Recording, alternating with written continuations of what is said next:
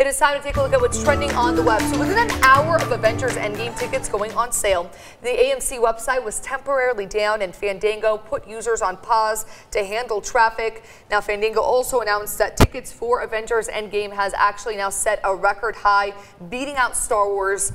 So I think this movie is gonna be pretty popular in the box office. Yeah, you're right about that. And Avengers beat out Star Wars in only 6 hours. Wow. That's wild. Well, you know, it's good news for Avengers and Marvel that this is getting so much buzz and so many people interested in seeing it, because the budget for this thing was massive. So, you know, you got to do well in the box office to make up for that budget, and I'm sure they will. Well, not just that, but look at how many stars and well-known faces you see, how many of the Avengers characters are all together in this movie. I mean, it's obviously going to cost them a lot of money to get them all. And that's why it's over 3 hours, too, because they have to show a lot of emotion with all these characters in the movie. Yeah, and flesh out all their storylines. So it'll be interesting. I haven't seen any of the Avengers, so I don't know if I'll be Neither seeing have Endgame. I want to see it, but I want to weed the people out of the theater first. Yeah, Oh, yeah. like the last couple of weeks like, it's in theaters. yeah.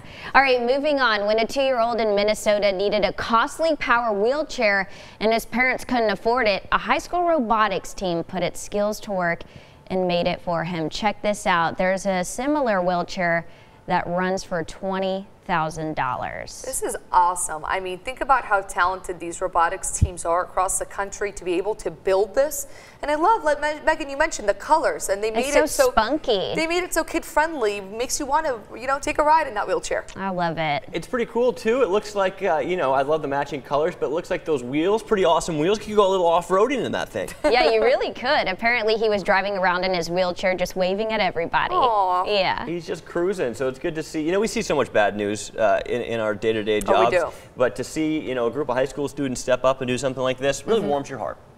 Well, finally, it is the story of the day. Tesla CEO Elon Musk just dropped a song about Harambe, the gorilla. You remember the gorilla that was killed after dragging a 3-year-old boy who climbed into his enclosure back in 2016, and it is an absolute banger. Take a listen. R.I.P. Harambe, we smoking on that song, ay. We love you, and we thinking about you, Harambe. Did you expect that guy to release that song? This is so random, but you're right. There is a lot of auto-tune in the song, but it's catchy. I like the beat. Yeah, it reminds you of the old T-Pain back in the day. Yeah, little T-Pain vibes, but hey, you know what? As long as we keep Harambe's name alive, that's important. Elon Musk, I mean, do you get to a point where you're just so rich and you've done so many different things that you're like, you know what? I'm going to drop a song. Taking on a new task. Yeah. Elon Musk has he's always been a little eccentric, but he's been really out there recently. Of course, his appearance on the Joe Rogan podcast, smoking, and now R.I.P. Harambe, sipping on that Bombay. Wow.